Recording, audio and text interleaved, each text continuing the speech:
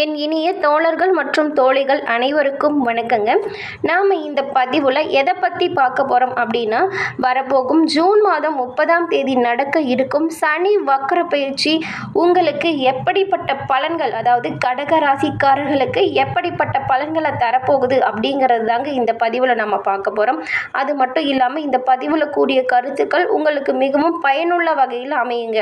மேலும் உங்களுக்கு தெரிந்த நண்பர்கள், உறவினர்கள் கடகராசியில் இருக்கவங்களா இருந்தால் இந்த பதிவை அவங்களுக்கு ஷேர் பண்ணுங்கள். இந்த கருத்துக்கள் அவங்களும் தெரிஞ்சுக்கொண்டு எப்படி நடந்துக்கிட்டால் உங்களுக்கு வரும் சாதகத்திலிருந்தும் பாதகத்திலிருந்தும் மேலும் உங்களுக்கு அதில் என்ன செஞ்சால் நன்மை பிறக்கும் அப்படிங்கிறத அவங்களும் தெரிஞ்சுக்குவாங்க இல்லையா. அதனால தான் மேலும் கடக ராசிக்காரர்களுக்கு இந்த சனி வக்ர பயிற்சி அப்படிங்கிறது ஒரு சிறந்த பயிற்சியாக இருக்கா இல்லையா அப்படிங்கிறத நம்ம வீடியோவை தொடர்ந்து பார்த்து தெரிஞ்சுக்கலாம். இப்போ சனி பகவான் கும்பம் ராசியில் உள்ள புரட்டாதி நட்சத்திரத்தில் இருக்காருங்க. இவர் இந்த முறை வக்கர பயிற்சி அடைய போகிறாருங்க. அது என்ன வக்கர பயிற்சி அப்படின்னு நீங்கள் கேட்குறது புரியுதுங்க. பொதுவாக குரு பயிற்சி தெரியும், சனி பயிற்சி தெரியும். இது என்ன வக்கர பயிற்சி கேட்குறவங்களுக்கு எல்லாமே வக்கரம் அப்படின்னு சொன்னால் பின்னோக்கி வருதல் தாங்க. அதாவது பின்னோக்கி வரும் சனி பயிற்சி சனி வக்கர பயிற்சியாக சொல்லப்படுது. இப்படி சனி வக்கரம் அடையும் போது என்ன நடக்கும் அப்படின்னு பார்த்தா, இது வரைக்கும் அதாவது ரொம்ப கஷ்டப்பட்டு இருக்கவங்க எல்லாருக்குமே இது ஒரு நல்ல காலம்னே சொல்லாங்க. பின்னோக்கி வரும்போது இது வரைக்கும் நல்லா செழிப்பாக இருந்தவங்களுக்கு கொஞ்சம் கஷ்டம்தாங்க. பின்னோக்கி வரும்போது எதிர்விளைவுகள் அதிகமாக இருக்குங்க. மேலும் சனி பகவான் எப்போவுமே ஒரு ராசிக்கு வரும்போது இவங்க எப்படிப்பட்டவங்க அப்படிங்கிறது தான் முதல்ல பார்ப்பாருங்க. நன்மை செஞ்சிருந்தா பின்னோக்கியே வந்தாலும் கூட அவங்களுக்கு கட்டாயம் நன்மை தானே பயக்கும் வகையில் சனி பயிற்சி அமையும். ஆனால் விட்டு கொடுக்காம மற்றவங்களுக்கு ஏதாவது கெடுதல் செஞ்சவங்களா இருந்தால் கண்டிப்பாக அதற்கேற்ற பலனை சனி பகவான் கொடுத்துருவாருங்க. அது மட்டும் இல்லாமல் நான் அப்படி எதுவுமே செய்யலை, நான் யாருக்கும் எந்த கெட்டதுமே செய்யலை, ஆனால் எனக்கு நடக்கிறது மட்டும் கெட்டதாகவே இருக்குது, நான் எது செஞ்சாலும் முன்னேறி வரவே முடியல, எப்படி இவ்வளோ கடன் வந்துச்சு அப்படின்னு சொல்லி வருத்தப்படுறவங்களுக்கு எல்லாமே சனி பகவான் உங்களுக்கு என்ன செய்வார்னா, நீங்கள் திருநள்ளாறு சென்று வாங்க, கண்டிப்பாக உங்களுக்கு நல்லது நடக்கும்.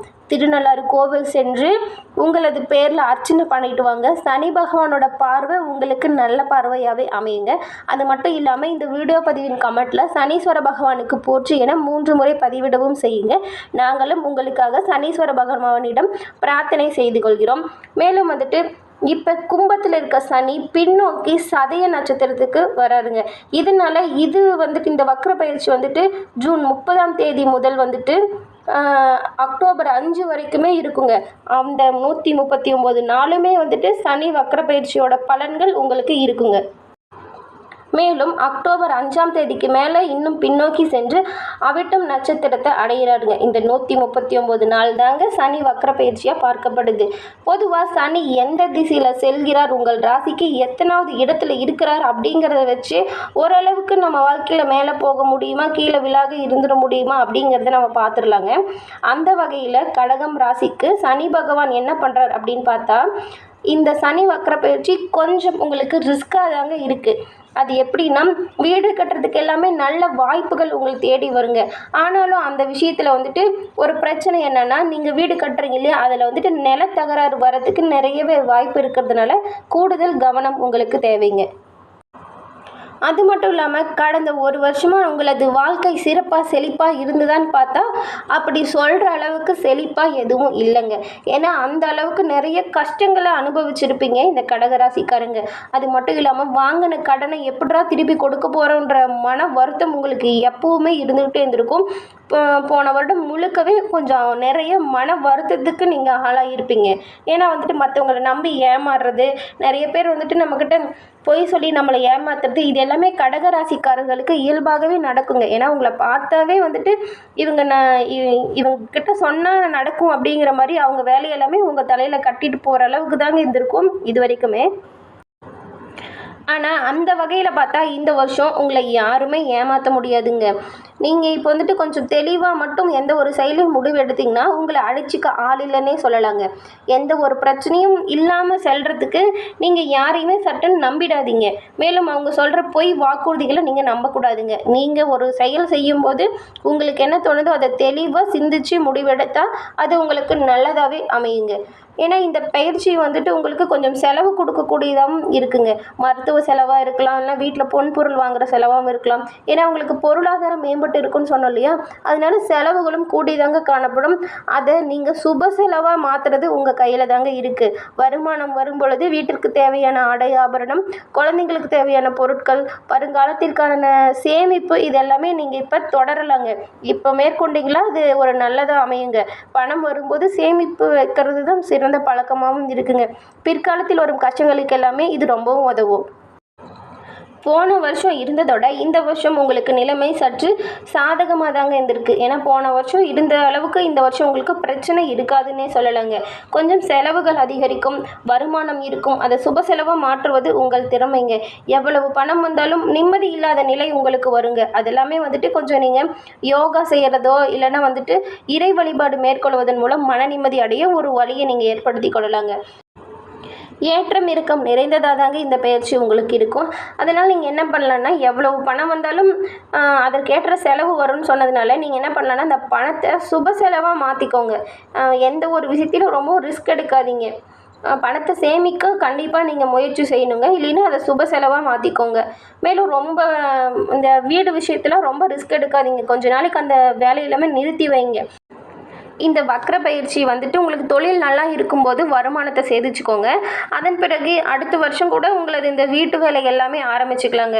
ரொம்பவும் ரிஸ்க் எடுக்காதீங்க. சில விஷயங்கள் எல்லாமே நீங்கள் ரொம்பவும் போட்டு அடுத்த வருஷம் கூட செஞ்சுக்கோங்க. அதன் பிறகு பெண்கள் விஷயத்தில் நீங்கள் ரொம்பவும் கவனமாக இருக்கணுங்க கடகராசிக்காரங்க. ஏன்னா வந்துட்டு பெண்கள் விஷயத்தில் பல சிக்கலான சூழ்நிலையில் நீங்கள் சிக்கிக்கொள்ள நேரிடலாம். அதனால் ரொம்பவும் கவனமாக இருக்கணும். சில மாதங்களுக்கெல்லாம் வந்துட்டு உங்கள் ஆசையவே நீங்கள் வந்துட்டு கட்டுப்பாடாக தாங்க வச்சுக்கணும். பொருள் வாங்கணும்னு சொல்லி பேராசைலாம் படாதீங்க. வரவுக்கேற்ற செலவு செய்ய கற்றுக்கோங்க. மேலும் வந்துட்டு பெண்கள் விஷயத்தில் நீங்கள் ரொம்பவும் உஷாராக இருக்கணுங்க கடகராசிக்காரங்க. இருக்கிற கிரகங்களிலேயே ஈஸ்வரன் பட்டம் பெற்ற ஒரே கிரகம் வந்துட்டு சனி பகவான் தாங்க. ஏன்னா நம்ம அவரை சனீஸ்வரன் தான் சொல்லுவோம் இல்லையா, அது போல தாங்க. நம்ம எப்படி நடந்துக்கிறோமோ அதுக்கேற்ற நல்ல பலன்களை சனீஸ்வர பகவான் தருவாருங்க. பொதுவாக சனீஸ்வரனுக்கு வந்துட்டு இப்போ திருநள்ளாரே போக முடியல, எனக்கு இவ்வளோ கஷ்டமாக இருக்குது, திருநள்ளார் போகிறதே எனக்கு கஷ்டமாக இருக்குது அப்படின்னு சொல்கிறவங்களுக்கெல்லாம் சிறந்த ஒரு எளிய பரிகாரம் என்னென்னா, நீங்கள் தினமுமே குளிச்சுட்டு சாப்பிட்றதுக்கு முன்னாடி ஒரு கைப்பிடி சாதம் எடுத்து காக்காய்க்கு சாப்பாடு வைங்க. அது வந்துட்டு ரொம்ப ரொம்ப நல்லதாக இருக்கும். ஏன்னா வந்துட்டு எந்த ஒரு பகிர்ந்து உண்ணும் பழக்கமே வந்துட்டு இருக்கிற உயிரினங்கள்கிட்டே காகத்துக்கிட்ட தாங்க அந்த குணம் வந்துட்டு நிறைஞ்சிருக்கு. ஒரு கைப்பிடி சாதம் வச்சா கூட அது அதோட கூட்டத்தையே கூப்பிட்டு வச்சு தான் சாப்பிட வைக்கும். அது வந்துட்டு உங்களுக்கு நிறைய நல்ல பலனை தருங்க. காக்காய்க்கு சாப்பாடு வைக்கிறத மறந்துடாதீங்க. அதுக்கு பிறகு சனிக்கிழமை நம்ம பக்கத்தில் இருக்கு இல்லையா கோயிலுக்கு, அங்கே போய் நவகிரகங்களில் சனி பகவானுக்கு கருப்பு எள் இருக்கு இல்லையா, அதை வாங்கி விளக்கு போடுங்க. கண்டிப்பாக உங்களதுக்கு சனீஸ்வர பகவானின் பார்வை நல்லதாக அமையும். உங்களுக்கு ஏற்படும் கஷ்டங்களிலிருந்து எல்லாமே குறைப்பாருங்க. மேலும் வந்துட்டு பல தடைகள் ஏற்படும் இல்லையா, தொழில் உங்களுக்கு குடும்பத்தில் இருக்கிறதுலாம் தடைகள் ஏற்படும் இல்லையா, அதில் இருந்து எல்லாமே விலக்கு பெற சனீஸ்வரன் உங்களுக்கு ஒரு உறுதுணையாக இருப்பாருங்க. தொடர்ந்து நீங்கள் காக்காய்க்கு சாப்பாடு வச்சுட்டு வாங்க. சனீஸ்வர பகவானுக்கு எல் தீபம் ஏற்றி வழிபட்டு வருவதால் சிறந்த பலன்களை அடைய முடியுங்க. மேலும் இதுவரைக்குமே உங்களுக்கு அஷ்டமத்து சனிங்கிறதுனால கடந்த சில மாதங்களாக ரொம்பவும் கஷ்டங்களை அனுபவிச்சுட்டு வந்திருப்பீங்க. அந்த நிலை எல்லாமே சனி வக்கரமடையும் காலத்தில் உங்களது அந்த கஷ்டங்கள் எல்லாமே தீருங்க. மேலும் புதிய வேலைக்கு முயற்சி செய்கிறவங்களுக்கு கண்டிப்பாக நீங்கள் நினச்ச வேலை கேட்ட வேலை கிடைக்கிறதுக்கான வாய்ப்புகள் வருங்க. அதே நேரத்தில் தொழில் வியாபாரத்தில் அகலக்கால் மட்டும் வச்சிடாதீங்க. நிறைய வருது அப்படின்னு சொல்லி வருமானத்தை பெருக்கிறேன்னு சொல்லி கடன் வாங்கி அதை விரிவுபடுத்தணும் நினைக்காதீங்க. இருக்கிற தொழிலில் அதிகரிக்க வர லாபத்தை அதிகரிக்கிறதுக்கு என்ன பண்ணலாம் அப்படின்னு மட்டும் யோசிங்க. இன்னும் கடன் வாங்கி இதை விரிவுபடுத்தணும் அப்படின்லாம் சொன்னீங்கன்னா அது ரொம்ப பெரிய பிரச்சனையில் கொண்டு போய் விட்டுடுங்க. இது வரைக்கும் இருந்த பிரச்சனைகள் இப்போ உங்களுக்கு இருக்காதுங்க. தொழில் வந்து நல்லா முன்னேற்றம் அடையும். ஆனால் வந்துட்டு கடன் வாங்கி நீங்கள் விரிவுபடுத்தணும்னு நினைக்காதீங்க. இந்த காலகட்டத்தில் நீங்கள் கடனே வாங்கக்கூடாது. உங்களது தொழிலில் ஏற்படும் முன்னேற்றத்தின் விளைவாக நீங்கள் இதுவரைக்கும் இருந்த கடனை அடைக்கிறதுக்கான ஒரு முயற்சியை எடுத்தால் உங்களுக்கு சிறந்த பலனை தருங்க. ஏன்னா வந்துட்டு இது வரைக்கும் ரொம்ப மன அழுத்தத்தில் இருந்தீங்களா, உங்களது கடன் குறைவதன் மூலமும் உங்களுக்கு மன அழுத்தத்திலிருந்து விடுபட முடியுங்க. அதனால் எந்த ஒரு விஷயத்துலையும் அகலக்கால் வைக்காதீங்க, அது உங்களுக்கு ரொம்ப ரிஸ்க் ஆகிடும். இப்போ சொன்னோம் இல்லையா, வீடு கட்டலாம் ஆனால் நிலத்தகராறு வரும்னு, அந்த மாதிரி தாங்க. நீங்கள் இருக்கிற தொழிலை விரிவுபடுத்துங்க. அதுக்காக கடன் வாங்கி பெருசாக பண்ணணும் அப்படிலாம் நினச்சிங்களா, அதுவுமே பல சிக்கலில் கொண்டு போய் உங்களை விட்டுடுங்க. அதனால தான் அப்படி சொல்கிறோம்.